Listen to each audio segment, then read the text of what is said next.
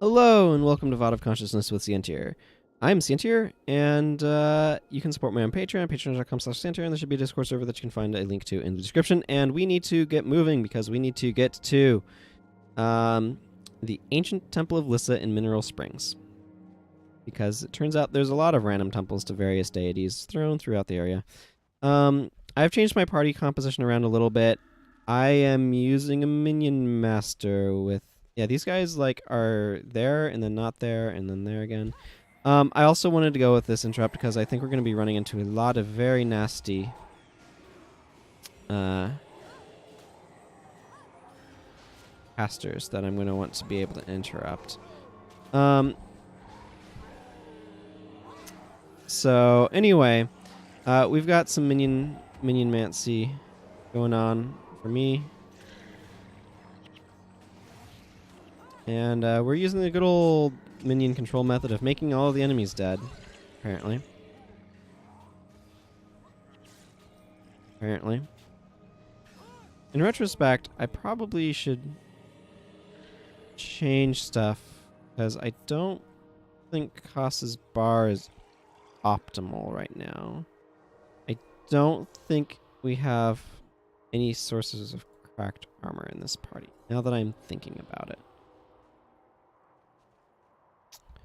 Oh well, that's, I'm just at the zone though. Okay, let's fix it. Just thinking about that and being like, oh, I should fix this is enough to make me be like, okay.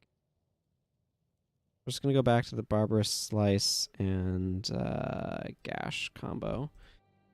And run that. We'll deal with fighting a couple of dwarves again. It's not a big deal.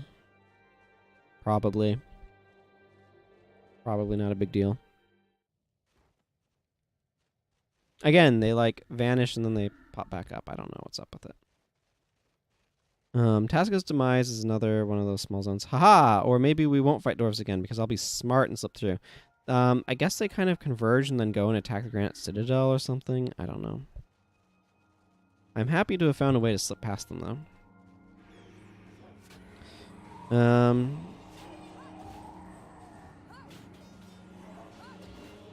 Apparently, the spirits have decided this particular guy is going to go down. Oh, yeah, we should take care of this guy in our backline.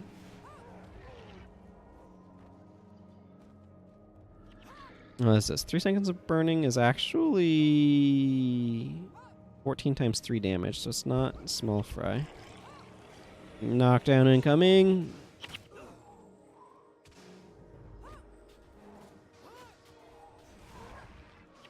Wow, those guys, like, died at the exact same moment. That's interesting. Yeah, sure.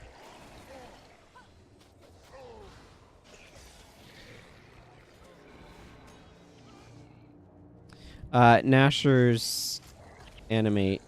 They're necromancers with minion skills, so because exploitable corpses are a limited resource, I would rather have them not come back up. This character has been up where we're going, by the way, so that's kind of nice. And yeah, this time we are making our way up here in Mineral Springs. I do really like this Mineral Springs zone once we get there. I think I came up here for an elite skill at one point in time, actually, now that I think about it.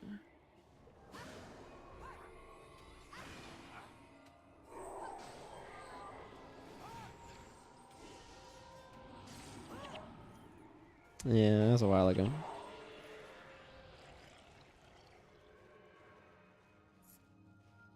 Icy Lodestone, really? They didn't update that from pre-searing as a drop that ice golem type enemies can drop?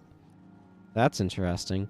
You'll notice it's because it's worth 3 gold that I can recognize that fact. As you go through the game, usually collectibles like that increase in value.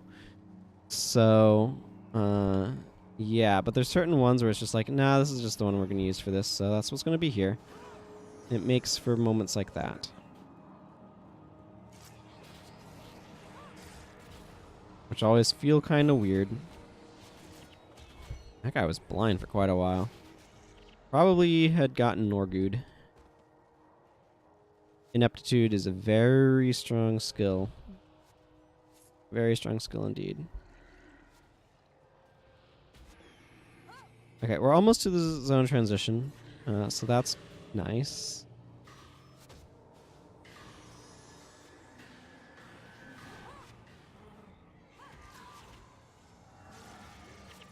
Nothing like spreading dazed around. Do.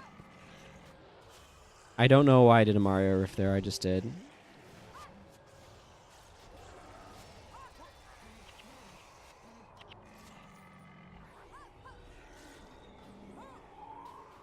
Okay. I think we're almost to the mineral springs itself, which is good. Just have a couple of... Oh! Some Avocari have managed to make their way down here. That's interesting. Because the mineral springs is full of the whatever, Tengu. The Avocara Tengu. Which look like they are, in fact, fighting with the Stone Summit. They're also trying to fight with us. I'm going to promptly ignore them and just run through the portal, though. I have a why fight enemies you don't need to sort of philosophy. I think we're better off going the top route. I honestly don't remember. Okay, we need to do something about all of these.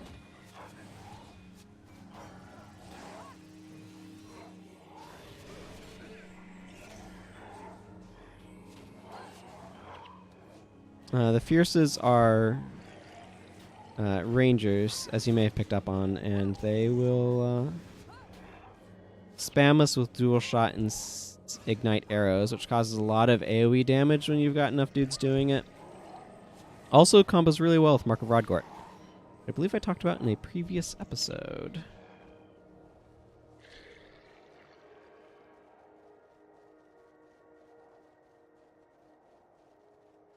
Okay.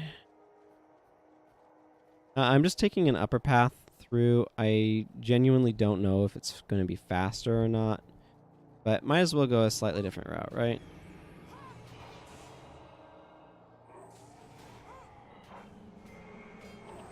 Ardents are the monks. Okay, good to remember.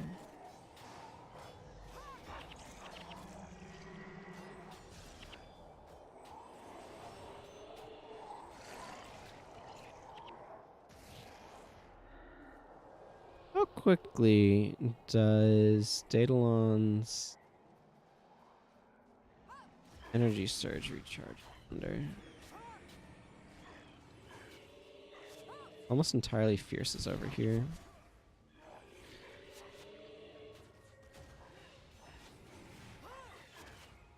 Oh. Well, finish him did exactly what the name, the skill indicates it would do.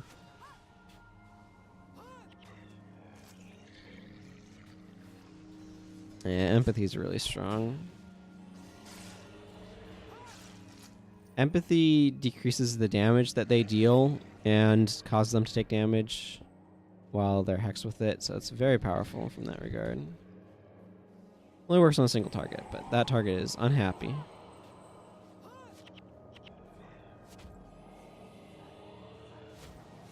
Huh. Artisan over there.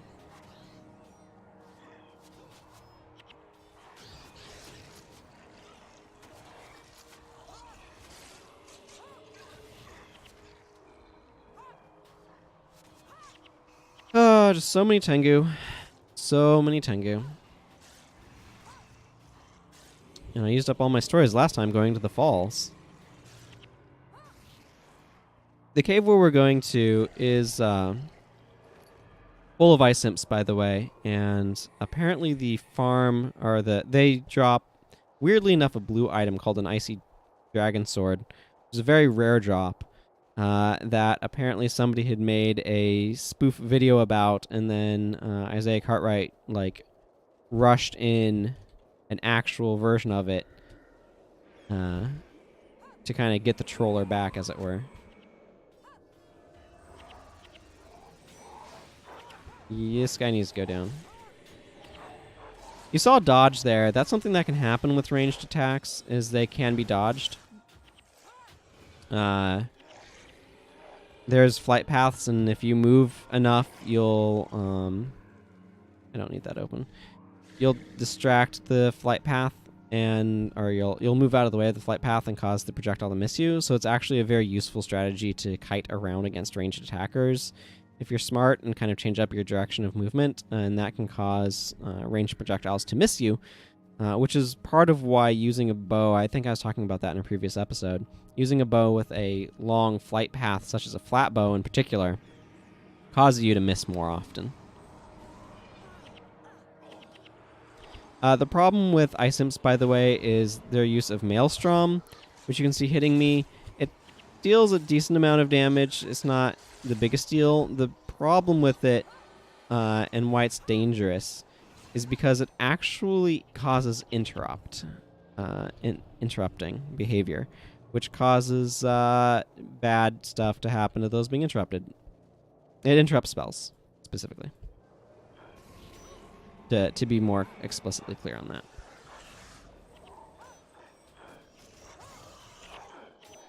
Always happy to take down one of the random casters. Ooh, a deadly cesta. How very nice.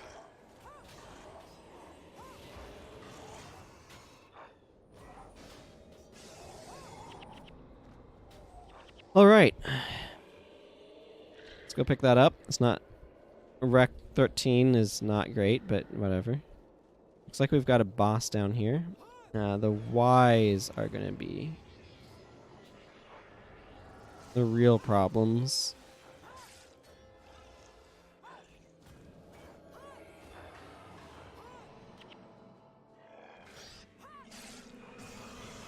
I cannot see.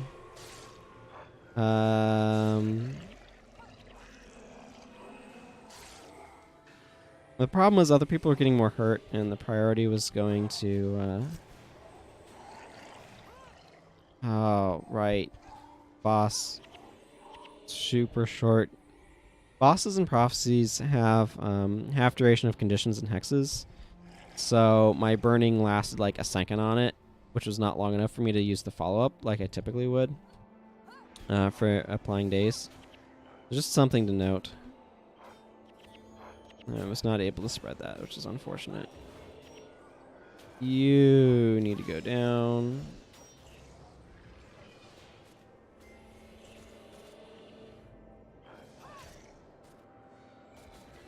I can close that panel. I brought the panel up to try to... Oh, I'm running... Huh. Okay, well, you know what? If we're doing fine like we are, we'll roll with it. I'm running one monk and this for my sources of healing. Which in retrospect I probably wouldn't do. But since I've already done it and it's going fine, oh well.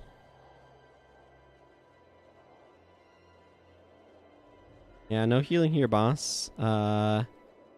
No healing on this build. I mean, there's hex removal. No healing with costs. Prius has heals. No healing there. Yeah, interesting. So we're literally running kind of 1.5 healers, and it's going okay. So, I mean, technically I'm providing some additional healing and damage prevention as well. So there's that. That's not nothing. We have a bunch of minion walls anyway, so that always helps. It's just interesting to think about that I have accidentally only one healer. Okay, that's the Mesmer boss.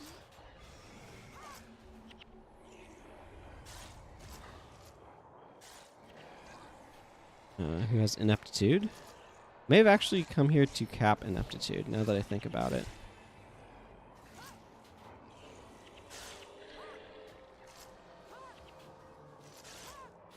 Okay, somebody else inflicted a condition.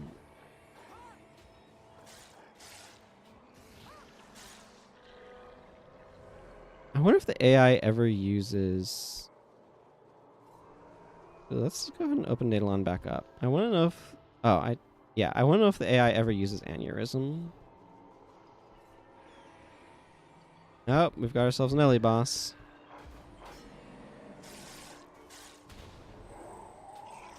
I wanted to not walk into ineptitude there. Oh, obviously, we're obstructed.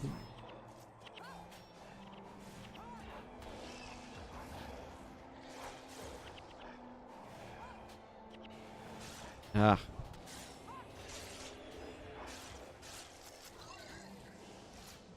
One of the other things actually that's going on that I really should point out as I'm thinking about it here is we might only have a couple of specific healers, but we have a lot of damage prevention in the form of some energy denial. There's nothing to fear. And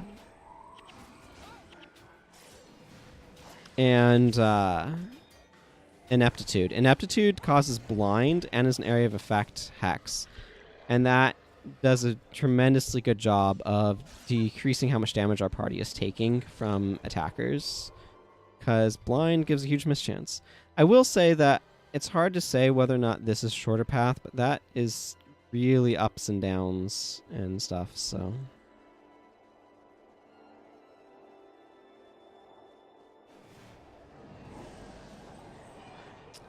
But yeah, you can see that it deals a huge spike of damage.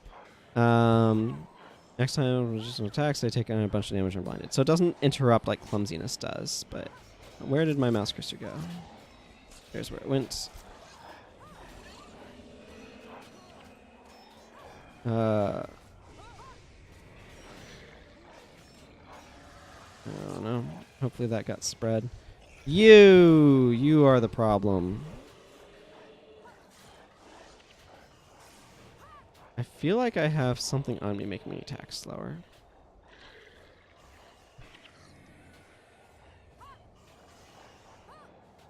Well of Power is kind of strong. I never use it because usually there's other elites that I want more, but it is actually kind of strong. Oh yeah, I definitely want to pick up the feathered scalp. These can be salvaged for feathers, which tend to be fairly valuable. And hard to acquire. Feathers are not a very common drop. They're mostly dropped by these types of enemies here. So, where's the last one of these? The ruined statues in the arid sea? My goodness, that's quite a ways away. Oh, and we have to get all the way inside of there too. Probably resurrect there. This is prophecy, so that's how that works. This cave is notorious for ice imps. Okay. I'm gonna wait here for a moment because that right here, this train of minions, I want to wait for it to kind of catch up with us a little bit.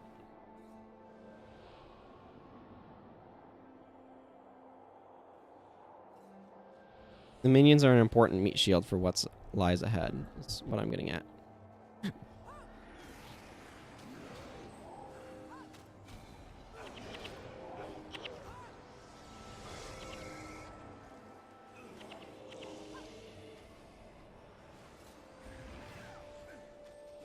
Yeah, things. But these ice imps have a chance to drop the sword I was talking about. They're a really nasty combination, actually, of a powerful area of effect in Maelstrom and nasty snares that make it really hard to get out of that area of effect. Although we're doing a really good job of fighting off the ice imps. They are definitely dangerous.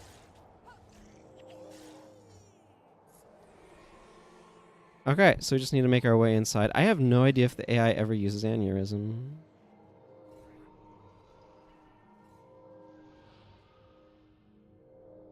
I've not been paying close enough attention.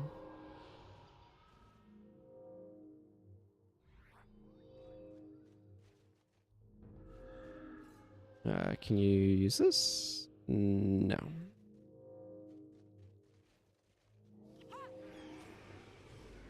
Maelstrom's the dangerous one there.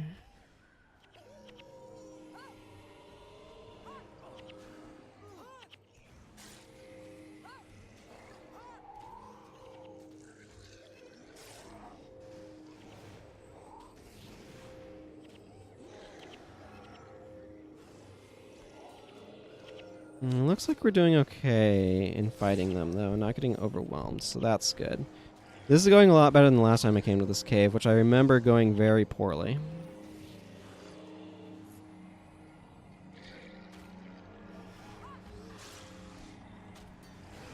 Okay, I don't mind too much if Maelstrom's on me. Maelstrom on me is not the problem it is if it's on my allies. Cool.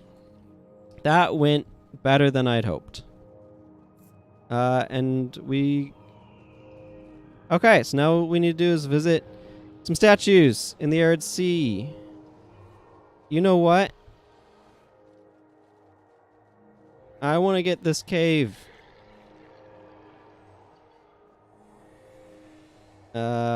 Let's go ahead and send these guys down there. And, so down there, hide my HUD, pop that, get a screenshot. Cool, we were in this cave.